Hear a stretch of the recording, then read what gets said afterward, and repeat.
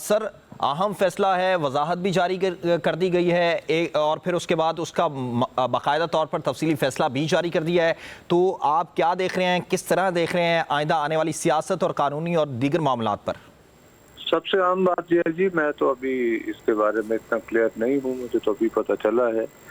یہ جو فیصلہ جاری، جس کو ہم کہہ رہے ہیں تفصیلی فیصلہ جاری کیا، یہ سپریم کورٹ کے چیف جسٹس صاحب کے اس پہ دستخط بھی موجود ہیں یا نہیں ہے، اور باقی جو ڈسینٹنگ ہیں، یا یہ جو اکثریتی جج تھے 8، انہوں نے جو فیصلہ تفصیلی لکھا ہے اس کو پبلک کر دیا گیا ہے۔ میں اس کے بارے میں کنفیوز ہوں،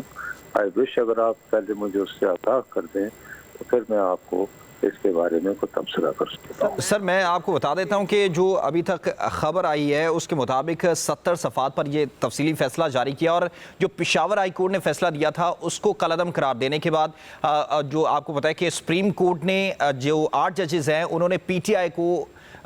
یہ نشستیں الاٹ کر دی تھیں، تو اس پر یہ تفصیلی فیصلہ جاری کیا ہے۔ تو آپ نے اگر نہیں پڑھا تو میں یہ آپ سے یہ جاننے کی کوشش کر رہا ہوں کہ سیاسی معاملات کے حوالے سے آپ کیا دیکھ رہے ہیں، تو سیاسی معاملات کس طرح بدلتے نظر آ رہے ہیں؟ بھائی جان، میں بنیادی طور پر ایک رپورٹر ہوں، میں رپورٹر کے طور پر صرف یہ جاننا چاہتا ہوں کہ یہ 8 اکثریتی ججوں نے اپنا تفصیلی فیصلہ جو ہے وہ پبلک کر دیا ہے، یا کہ سپریم کورٹ کے دفتر سے باقاعدہ ریلیز ہوا ہے کہ یہ ہے 12 جولائی کی ججمنٹ۔ میں یہ ایک سوال غالباً آپ کو سمجھا نہیں پا رہا ہوں، اور اگر تو یہ چیف جسٹس صاحب کے دستخط بھی اس میں شامل ہیں اور باقی لوگوں کے دستخط بھی جنہوں نے ڈائسینٹ کیا تھا اوریجنل اپنے مختصر فیصلے میں، تو پھر ظاہر ہے کہ یہ بہت بڑا بلو ہے گورنمنٹ کے لیے، اور اب اس صورت میں ان کو فی الحال میرا خیال ہے وہ کچھ دن بائے کرنے کی کوشش کریں گے کہ ریویو میں جائیں، اور ریویو میں بھی ظاہر ہے پھر فل کورٹ ہی کو سننا ہوگا، اور پھر فل کورٹ میں اپنی رائے کو کیوں چینج کریں گے۔ تو نظر بظاہر اگر میں آپ سے دوبارہ عرض کر رہا ہوں کہ یہ فیصلہ اگر پراپرلی سپریم کورٹ کے آفس سے جاری کیا گیا ہے اور 8 اکثریتی ججوں نے اس کو ریلیز نہیں کیا ہے فار پبلک، تو اس کے بڑے سیریس کانسیکوینسز ہوں گے فار دا گورنمنٹ۔ سر آپ نے سنا دونوں قانونی ماہرین ہیں ان کی آراء کو، اور اب آپ کیا کہیں گے کہ جو 15 رکنی جو ججز کا پینل تھا انہوں نے فیصلہ سنا دیا ہے، تو اب جب ریویو پٹیشن دائر کی جائے گی تو پھر اس پہ فیصلہ کون کرے گا، کون سنے گا؟ بھائی صاحب، میں آپ کی خدمت میں دوبارہ عرض کر رہا ہوں، میں نے اپنے تمام، دیکھیے میں تو قانون کا طالب علم نہیں ہوں، میں رپورٹر ہوں۔ سپریم کورٹ کا ایک دفتر ہوتا ہے جی، وہاں سے کمیونیکیشن جاری ہوتی ہے۔ چند روز قبل ایک وضاحت آئی تھی تو سپریم کورٹ کے ابھی جو چیف جسٹس ہیں قاضی فائز عیسیٰ صاحب، انہوں نے رجسٹرار صاحب سے چند دن پہلے کچھ سوالات کیے ہیں جی،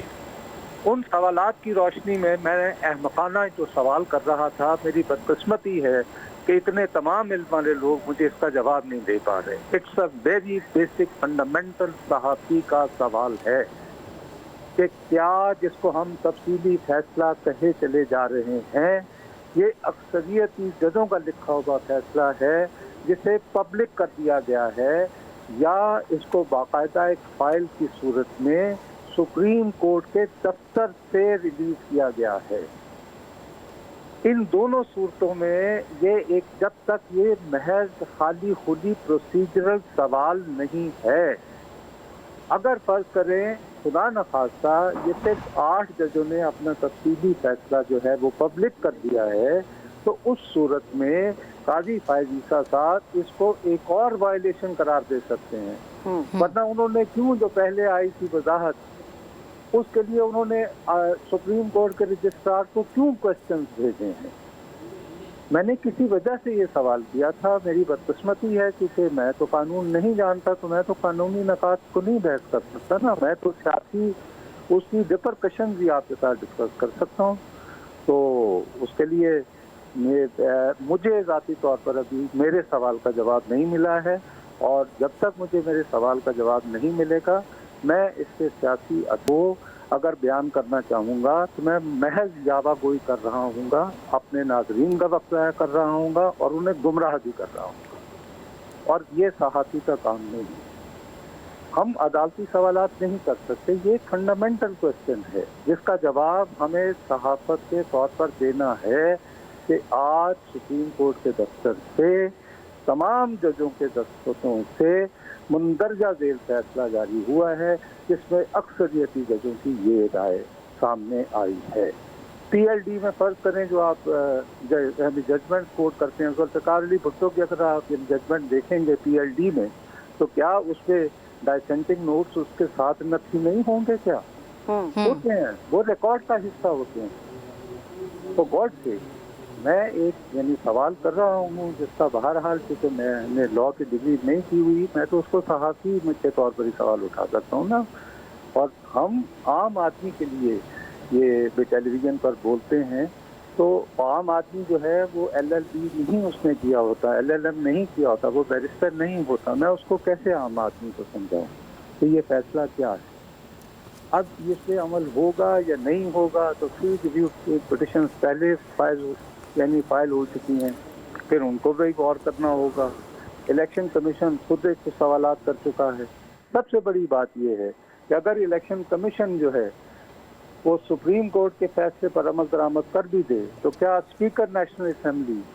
तहरीक इंसाफ को 20 सीटों वाले जो लोग आएंगे वहाँ पे उनके हाउस में, उनसे हलफ लेने को तैयार होंगे या नहीं? और अगर फर्ज करें कि वो उनका हलफ नहीं लेते तो उसके क्या कॉन्सिक्वेंसेज होंगे? ये भी एक सवाल फिर बहुत तलब है। तो सर जिस तरह आपने देखा कि फिर जो स्पीकर कौमी असम्बली हैं अयाज सादिक ने, उन्होंने तो अपनी नशिस्तों के हवाले से जारी भी किया एक पैराग्राफ जिसके अंदर उन्होंने अपनी मखसूस नशिस्तें भी डिक्लेयर की। तो फिर जो सियासी मामलात हैं वो किस तरफ जाते दिखाई दे रहे हैं? भाई साहब, मैं आपकी खिदमत में ये अर्ज कर रहा हूँ कि सियासी मामला तो उसी सूरत में जाएंगे ना, पहले एक बात तय हो जाए कि फाइनली जो इतने दिनों से इंतजार हो रहा गया है,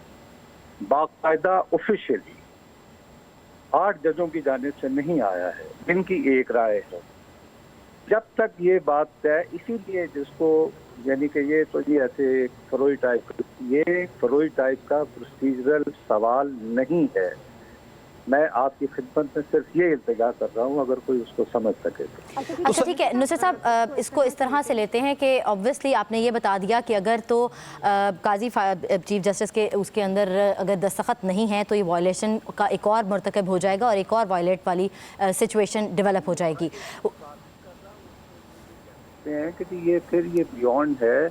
आपने लूप में लिए बगैर जो है इसको पब्लिक कर दिया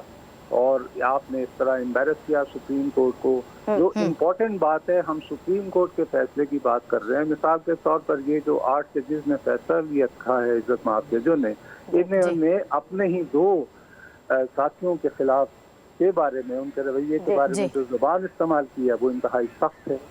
उसकी बुनियाद पर अगर कोई संजीदगी से गौर करे तो उनके खिलाफ जो है फिर कानूनी कार्रवाई होनी चाहिए।